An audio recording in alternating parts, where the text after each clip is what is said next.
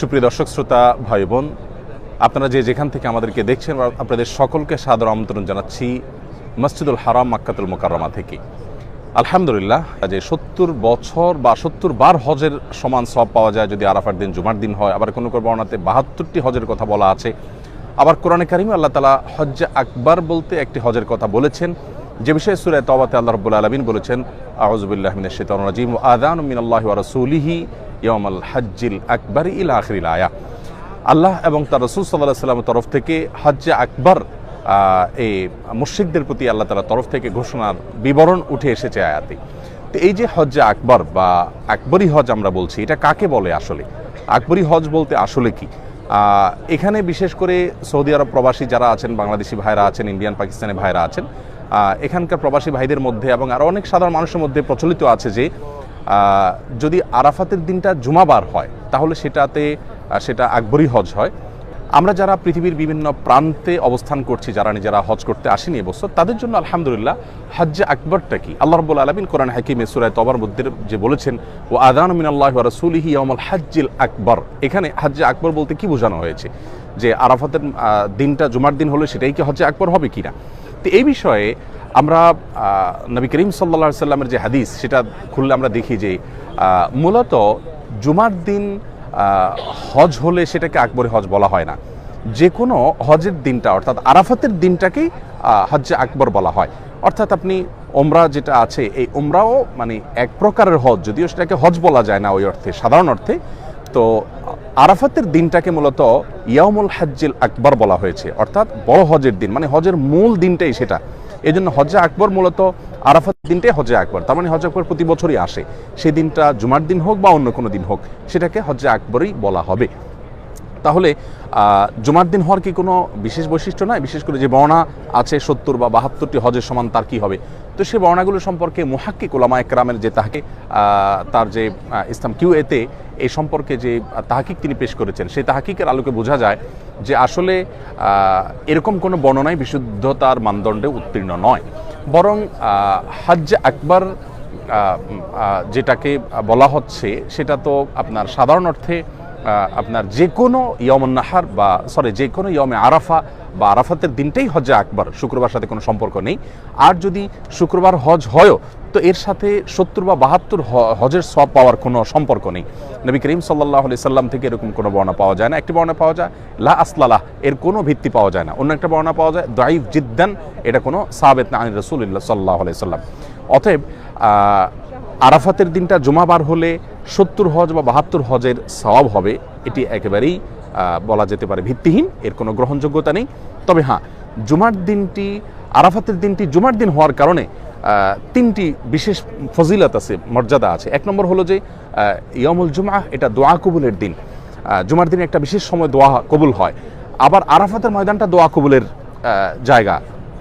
আবার রাসূল করিম সাল্লাল্লাহু আলাইহি ওয়াসাল্লাম তিনি যে হজ করেছেন বিদায় হজে, সেটা ছিল ইয়মে আরাফার দিনটা ছিল জুমার দিনটা। অর্থাৎ এখানে ট্রিপল ফজিলত আমরা একসাথে পাচ্ছি। নবী করিম সাল্লাল্লাহু আলাইহি সাল্লামের যে হজ ছিল, সেই হজের দিনটি জুমাবার ছিল, আরাফাতের দিনটা জুমাবার ছিল। তিনি যে বিদায় হজের ভাষণ দিয়েছেন সেটি জুমাবার ছিল।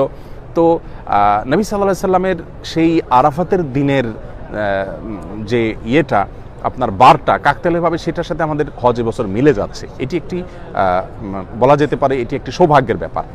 আরেকটি বিষয় হলো যে জুমার এই দিনটাতে দোয়া কবুল হয়, আবার আরাফাতের দিন দোয়া কবুল হয়, জুমার দিন আসরের পরে দোয়া কবুল হয়। মানে দোয়া কবুলের এতগুলো উপলক্ষ একসাথে হচ্ছে, এটা স্মরণকালের মানে বিরল ঘটনা বলা যেতে পারে। যতটুকু শুনেছি 2014 সাল বা তার কিছুটা আগে একবার হয়েছে, আর এবার হচ্ছে, আবার হয়তো কত বছর পরে আসবে সেটা আল্লাহ তাআলা ভালো জানেন। অতএব আমরা যারা আরাফাতের ময়দানে যাওয়ার সুযোগ পাবো, তারা তো এবছরের দোয়া আমাদের জন্য একটা বিরাট সুবর্ণ সুযোগ। এমনিতে আমি প্রায় সময় বলার চেষ্টা করি যে আরাফাতের ময়দানের দোয়াগুলি মিস হলেও এটি হয় না। যদি আপনি সঠিকভাবে সুন্দরভাবে আদায় করতে পারেন, তাহলে ইনশাআল্লাহ বিইذনিল্লাহ আরাফাতের ময়দানের দোয়া আল্লাহ রাব্বুল আলামিন কবুল করবেন। অতএব সেজন্য আমরা যারা আরাফাতে যাব, তারা তো দোয়া কবুল করবো ইনশাআল্লাহ। আর যারা আরাফাতের ময়দানে অবস্থান করছি না, তারাও নিজ নিজ জায়গা থেকে আমাদের কিছু করণীয় আছে, আমরা আরাফাতের দিন সম্পর্কে নবী করিম সাল্লাল্লাহু আলাইহি সাল্লাম বলেছেন যে খায়রুদ দুআ ইয়াউমে আরাফা, আরাফাতের দিনের দোয়া হলো সবচেয়ে শ্রেষ্ঠ দিন। ওয়া খায়রু মা কুলতু আনা ওয়ান নাবিয়্যুনা মিন ক্বাবলি লা ইলাহা ইল্লাল্লাহু ওয়াহদাহু লা শারীকা লাহু লাহুল মুলকু ওয়া লাহুল হামদ ওয়া হুয়া আলা কুল্লি শাইইন কাদির। এই বাক্যগুলো আমরা প্রত্যেকে যার যার জায়গা থেকে আরাফাতের দিনে করতে পারি। সেই সাথে আরাফাতের দিনের দোয়া আরাফাতের ময়দানে কবুল হবে, এটা বেসিক হলেও অনেক উলামা ইকরাম বলেছেন এই দিনে আপনি পৃথিবীর যে কোনো প্রান্তে থাকেন, হাজী সাহেবদের সাথে মিল রেখে আপনি দোয়া করলে আল্লাহ রাব্বুল আলামিন কাকে কোন উসিলাতে কোন বাহানাতে দিবেন সেটা তিনি ভালো জানেন। অতএব সেই হিসাবে আমরা দোয়া প্রত্যেকে যার যার জায়গা থেকে করতে পারি। আমরা চেষ্টা করব আপন জায়গা থেকে আরাফাতের দিনে আল্লাহর কাছে দোয়া করার, যে আল্লাহ আমি যেতে পারি নাই, এখান থেকেই করছি, তুমি কবুল করো। আল্লাহ তাআলা চাইলে কবুল করতে পারেন, বিধায় আমরা সেই চেষ্টা অব্যাহত রাখবো ইনশাআল্লাহ। আর আরাফাতের দিনের যে সিয়াম ইয়াউমি আরাফা আহতাসিবু আলাল্লাহি আন ইউকাফিরা আস-সানাতাল্লাতী ক্বাবলাহু ওয়াল্লাতী বা'দাহু কামা ওয়ারাদা ফি রিওয়ায়াতি মুসলিম। নবী করিম সাল্লাল্লাহু আলাইহি ওয়াসাল্লাম বলেছেন, আরাফাতের দিনের রোজা এক বছর আগের, এক বছর পরের গুনাহকে আল্লাহ তাআলার পক্ষ থেকে মাফ করায় দেয়। অতএব যারা হাজী সাহেব নন, এটা তাদের জন্য প্রযোজ্য। হাজী সাহেবরা রোজা রাখবেন না, তারা শুধুমাত্র ওখানে দোয়া করবেন এবং খাওয়া দাওয়া করবেন দিনভর। তো যারা হাজী সাহেব নন তারা এই দিনে দোয়া করবেন, আবার নফল সিয়াম রাখবেন, আবার ওই যে উত্তম দোয়া লা ইলাহা ইল্লাল্লাহু ওয়াহদাহু লা শারীকা লাহু লাহুল মুলকু ওয়া লাহুল হামদু ওয়া হুয়া আলা কুল্লি শাইইন কাদির, উত্তম জিকির, এই জিকিরটা বেশি বেশি করে পাঠ করবেন আরাফাতের দিনে। আরাফাতের দিন বলতে বাংলাদেশের 9 তারিখকে বোঝানো হবে নাকি আপনার এই যে হাজী সাহেবরা যেদিন অবস্থান করছেন সেদিনটাকে বোঝানো হবে, এই বিষয়ে আমরা এর আগে বারবার বলেছি। সে বিতর্কে না গিয়ে আমরা আরাফাতের দিনে জুমাবার হওয়ার কারণে এই যে ট্রিপল ফজিলতের সুযোগ পাচ্ছি, নবী সাল্লাল্লাহু আলাইহি ওয়াসাল্লামের সাথে এই দিনটা, তার হজের সাথে এই হজের দিনটা মিলে যাচ্ছে, আবার জুমার দিন দোয়া কবুলের উপলক্ষ, আবার আরাফাতের দিন। আমরা পৃথিবীর যে যে প্রান্তে থাকি কেউ যেন এই দিনটাতে দোয়া কোনোভাবে আমরা মিস করব না। আল্লাহ তাআলা আমাদের সবাইকে সেই তৌফিক দান করুন, আমরা যেন পরিপূর্ণভাবে এর হক আদায় করতে পারি। এবং জিলহজের প্রথম দশক চলছে, আসুন আমরা তাকবীর পড়ি, আল্লাহু আকবার কাবীরা ওয়ালহামদুলিল্লাহি কাসীরা ওয়া সুবহানাল্লাহি ওয়া বিহামদিহি বুকরাতাও ওয়া আসীলা ওয়া সাল্লাল্লাহু আলা নবিয়িনা মুহাম্মদ ওয়া আলা আলিহি ওয়া আসহাবিহি আজমাইন। আল্লাহু আকবার লা ইলাহা ইল্লাল্লাহ আল্লাহু আকবার লিল্লাহিল হামদ। এই তাকবীর আমরা খুব বেশি বেশি করে পড়তে থাকি, বেশি বেশি করে, বাসা বাড়িতে, রাস্তা ঘাটে, বাজারে, যেখানে যাই অধিক পরিমাণে তাকবীর। ফাকসিরু ফিহিন্না মিনাত তাকবীরি ওয়াত তাহলিল ওয়াত তাহমিদ। নবী আলাইহিস সালাম বলেছেন এই দিনগুলোতে বেশি বেশি তাকবীর, তাহলিল, তাহমিদ পাঠ করা, আল্লাহর জিকির করা। ইবাদতের দ্বিতীয় বৃহত্তম মৌসুম, রমজানের পরে সবচেয়ে বড় মৌসুম ইবাদতের। অতএব এই মৌসুমের প্রতিটি সেকেন্ডকে, প্রতিটি মুহূর্তকে আমরা কাজে লাগাবার চেষ্টা করি। আলহামদুলিল্লাহ, আল্লাহ তাআলা আমাদের সবাইকে সেই তৌফিক দান করুন। আমরা আরাফাতের ময়দান থেকে আসুন্নাহ ফাউন্ডেশনের হিতাকাঙ্ক্ষী, আসুন্নাহ ফাউন্ডেশনের ডোনার মেম্বার, লাইফ মেম্বার, স্বেচ্ছাসেবক এবং যতভাবে আমাদের সাথে সম্পৃক্ত আছেন সকলের জন্য আমি এখানকার ওমরাতে, হজে, সকল দোয়াতে আমি শামিল করি। আল্লাহ ফাউন্ডেশনের পরিবারের সবাইকে তুমি মাফ করে দাও, সবার উপর তুমি সন্তুষ্ট হও, সবার দুনিয়া আখিরাতের কল্যাণ দান করো। আমি প্রত্যেকটা দোয়া কবুলের জায়গায় দোয়া করি, ইনশাআল্লাহ এবারও করব। আপনারা আমাদের জন্য দোয়া করবেন ইনশাআল্লাহ বিদিনিল্লাহ। আবারও বলছি, এবার আরাফাতের দিনটা কোনোভাবে যাতে মিস না হয়, আল্লাহ রাব্বুল আলামিন আমাদের সবাইকে তৌফিক দান করুন। আমরা এই দোয়া অব্যাহত থাকবো ইনশাআল্লাহ। বাংলাদেশে এখন গভীর রাত হলেও এখানে এখনো মাগরিবের আজান হয় নাই, একটু পরে মাগরিবের আজান সম্প্রচার হবে ইনশাআল্লাহ। আজানও আপনারা শুনতে পাবেন এবং লাইভ আজানের জবাব দিয়ে আজানের জবাব দেওয়ার যে বিপুল ফজিলত সেটা ইনশাআল্লাহ আমরা আদায় করে নিতে পারবো। আর শেষে একটা ঘোষণা দিই আপনাদেরকে, আসুন্নাহ ফাউন্ডেশন এবছর কোরবানির গোশত সংগ্রহ এবং সেটিকে মফস্বলে বা গ্রাম এলাকায় গরিব মানুষদের জন্য বিতরণের প্রকল্প হাতে নিয়েছে। আপনারা প্রত্যেকে এই প্রকল্পে অংশগ্রহণ করতে পারেন, বিশেষ করে ঢাকার মানুষরা যারা ন্যূনতম 15 কেজি দিবেন তাদেরকে আমরা তো অনুরোধ করবো ফাউন্ডেশন আফতাবনগর অফিসে পৌঁছে দেওয়ার জন্য, যেহেতু আমাদের লোকবল খুব বেশি নাই। আর যাদের পৌঁছানোর ব্যবস্থা নাই তাদেরটা আমরা কালেকশন করে নেব ইনশাআল্লাহ। আমাদের পেজে একটি পোস্ট গিয়েছে, আরেকটি পোস্ট যাবে আজকে রাতে বা কালকে ইনশাআল্লাহ। সেই পোস্টে গুগল লিঙ্ক অনুসরণ করে বা ফোন নম্বরে কল করে আপনি কতটুকু গোশত দিতে চাচ্ছেন ঠিকানাকে আপনি জানালে আমরা ইনশাআল্লাহ গোশতগুলো কালেকশন করে নিব এবং সেই গোশতগুলো প্রত্যন্ত অঞ্চলে মানুষের কাছে আমরা পৌঁছায় দিব। ঢাকা শহরে প্রচুর পরিমাণে কোরবানি হয় এবং সেই কোরবানির গোশত গরিব মানুষ অনেক সময় বিক্রি করে দিতে বাধ্য হয়, এত বেশি পরিমাণে হয়। তো সেই গোশতগুলো যাতে আপনার গরিব যারা মফস্বলে আছেন, এতে কোরবানি হয় না, সেখানে পৌঁছানো যায়, সেজন্য আমরা ফ্রোজেন গাড়ির ব্যবস্থা করছি ইনশাআল্লাহ। আপনাদের ভালোবাসাগুলোকে প্যাকেট করে আমরা গ্রামের মানুষের কাছে পৌঁছে দিব। ঈদের দিন আমাদের ফাউন্ডেশন খোলা থাকবে, কোনো স্টাফ ছুটি নিচ্ছেন না, সবাই কাজ করবে।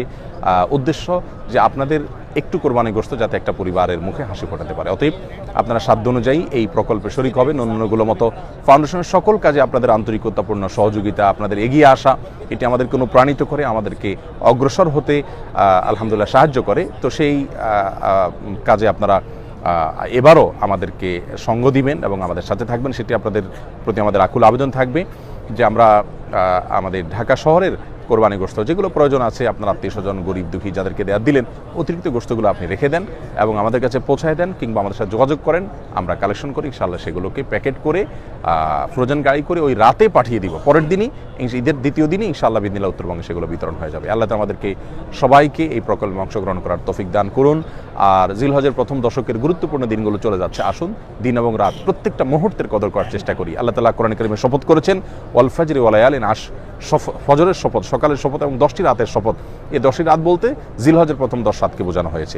ওয়াশফাই ওয়াল ওয়াতর, রমজানের শেষ দশকে বেজর রাতের বিশেষ ফজিলত আছে, আর এখানে আল্লাহ তাআলা জোর বেজর সবগুলো শপথ করেছেন। ওয়াশফাই ওয়াল ওয়াতর, জিলহজের প্রথম দশক, আশারা জিল হাজ্জা, এই দিনগুলোতে আমরা তাকবীর, তাহলিল, তাহমিদ, সাধারণ ইবাদত বন্দেগী, দান সাদাকা, কোরআন তেলাওয়াত, তারপরে ইস্তেগফার, তারপরে গুনাহ থেকে বেঁচে থাকা, এই বিষয়গুলোতে খুব বিশেষভাবে আমরা যত্নশীল হই। আল্লাহ তাআলা আমাদের সবাইকে সেই তৌফিক দান করুন এবং আরাফাতের দিনের যে এই বছরের যে মানে বিশেষ করে যে সুযোগ তৈরি হয়েছে, ট্রিপল ফজিলতের যে মস্ত বড় সুযোগ আমাদের সামনে এসেছে, এই সুযোগটা যেন আমরা কেউ হাতছাড়া না করি। আমরা প্রত্যেকটা মানুষ চেষ্টা করি আরাফাতের দিন এই বছর বিশেষভাবে দোয়ার জন্য মনোনিবেশ করতে।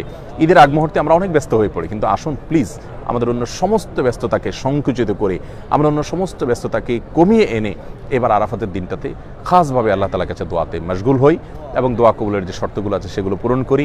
আল্লাহর কাছে হেদায়েতের দোয়া চাই এবং গোটা বিশ্ব আপনার ইউক্রেন রাশিয়া যুদ্ধের কারণে বলেন, নানা কারণে বলেন যে বিপর্যয়ের মুখোমুখি, আল্লাহ তাআলা যেন আমাদের প্রিয় দেশকে হেফাজতে রাখেন, মুসলিম ভূখণ্ডগুলোকে হেফাজত করেন, গোটা বিশ্বের মানুষকে হেফাজতে রাখেন। সেজন্য আমরা সবাই আল্লাহর কাছে দোয়া করব, সবাই যার যার জায়গা থেকে চেষ্টা করবো ইনশাআল্লাহ বিদিনিল্লাহ আমাদের দোয়ায় যেন আমাদের নিজেদেরকে, নিজেদের পরিবারকে এবং আপনাদের প্রিয় আসুন্নাহ ফাউন্ডেশনকে এবং আমাদের প্রিয় স্বদেশকে যেন আমরা সবাই শামিল রাখি। আল্লাহ তাআলা আমাদের সবাইকে যে বিপদ বা যে শঙ্কা, যে দুর্ভিক্ষ, যে অভাব, যে অনটন যেটার আশঙ্কা করা হচ্ছে, দেশে প্রচুর লোডশেডিং হচ্ছে, লোডশেডিংয়ের কারণও ব্যাখ্যা করা হয়েছে সরকারের তরফ থেকে। তো এগুলো সবগুলোই আমাদের আল্লাহ তাআলার কাছে দোয়ার মাধ্যমে এই সব বিপদ থেকে মানে রক্ষার জন্য আমাদের সবার চেষ্টা করা উচিত, যেন বড় কোনো বিপর্যয় আমাদের দেশের উপর নেমে না আসে, যেটার ইতিমধ্যে নানা রকমের আলামত ইতিমধ্যে বোঝা যাচ্ছে, সেটা যেন না হয়। আমরা সেই চেষ্টা করবো ইনশাআল্লাহ। আল্লাহ তাআলা আমাদেরকে সেই তৌফিক দান করুন। কিছুক্ষণ পরে আজান শুরু হবে, আমি আজান আচ্ছা মাশাআল্লাহ, কমেন্টে আপনারা অনেক মানুষ দোয়া চেয়েছেন। আমি একটা দোয়া এই মুহূর্তে, এখন দোয়া কবুলের মুহূর্ত, এখানে শেখ আব্দুল আজিজ মোহাম্মদ সাইফুল্লাহ ভাই আছেন, তিনি ক্যামেরা ধরেছেন আলহামদুলিল্লাহ, বিনয়ী মানুষ, সবসময় এরকম করেন। এখানে আরও ওলামা ইকরাম আছেন, আরও ভাইরা আছেন আলহামদুলিল্লাহ। আপনাদের সকলের জন্য আমাদের দিলের গভীর থেকে দোয়া রইল। আমরা এই মুহূর্তে দোয়া করছি আল্লাহ, আমরা কাবাকে সামনে রেখে আমরা কাবার ছাদে আমরা অবস্থান করছি এবং দোয়া কবুলের এই সময়টাতে আল্লাহ যারা দোয়া চেয়েছেন কমেন্টে, প্রত্যেকের দোয়াকে আপনি কবুল করে নিন। কত মানুষ বিপদগ্রস্ত আছেন, কত মানুষ বিপর্যস্ত আছেন, কত মানুষ পেরেশানিতে আছেন, কত মানুষ ঋণগ্রস্ত আছেন, কত মানুষ হয়তো রুগ্ন আছেন, অসুস্থ আছেন। আমরা সবার জন্য দোয়া চাইব। আমার বাবাকে নিয়ে আমি একটু পেরেশানিতে আছি, দুরারোগ্য ব্যাধিতে তিনি আক্রান্ত হয়েছেন, যে ব্যাধি ভয়ঙ্কর ব্যাধি, সেই ব্যাধিতে আক্রান্ত হয়েছেন। আমরা পরিবার সদস্যরা সবাই খুব দুশ্চিন্তে আছি, আপনাদের কাছে দোয়া চাই। আমার বাবার জন্য আপনারা দোয়া করবেন, আমিও দোয়া করছি। আল্লাহ তাআলা আমার বাবাকে শিফা কামাল আজলা দান করেন। আর আপনাদের জন্য আমাদের দোয়া অব্যাহত আছে, থাকবে ইনশাআল্লাহ বিদিনিল্লাহ, যেন আল্লাহ রাব্বুল আলামিন আমাদের সকলের সমস্ত সমস্যা দূর করেন। কমেন্টকারী যারা আছেন, যারা কমেন্ট করতে পারেন নাই কিন্তু দেখছেন, মনে প্রাণে দোয়া নিবেদন করছেন, আপনাদের কাছে জন্য আমরা দোয়া করি। আল্লাহ রাব্বুল আলামিন আপনাদের সবার দোয়াকে কবুল করেন, সবার দোয়াকে আল্লাহ তাআলা মঞ্জুর করেন। আমাদের সবাইকে আল্লাহ তাআলা জান্নাতুল ফিরদাউসের আঙ্গিনা, এখানে যেরকম দেখতে পাচ্ছেন সবাই আমরা একত্র হয়েছি, আসলে এই হারামের আঙ্গিনা একত্রিত হওয়ার যে আনন্দ, আল্লাহর শপথ করে বলছি, পৃথিবীর অন্য কোনো কিছুর সাথে এই স্বাদকে, এই তৃপ্তিকে তুলনা করা যাবে না। পৃথিবীর বহু স্বাদ আস্বাদন করার সুযোগ আমাদের হয়েছে আলহামদুলিল্লাহ, কিন্তু এই কাবার আঙ্গিনায় হাজিরা দেওয়ার যে স্বাদ, এখানে সেজদা দেওয়ার যে স্বাদ, এখানে দোয়া করার যে স্বাদ, এখানে ইবাদতের যে স্বাদ, সেটা আসলে বর্ণনা করে বোঝানো কঠিন।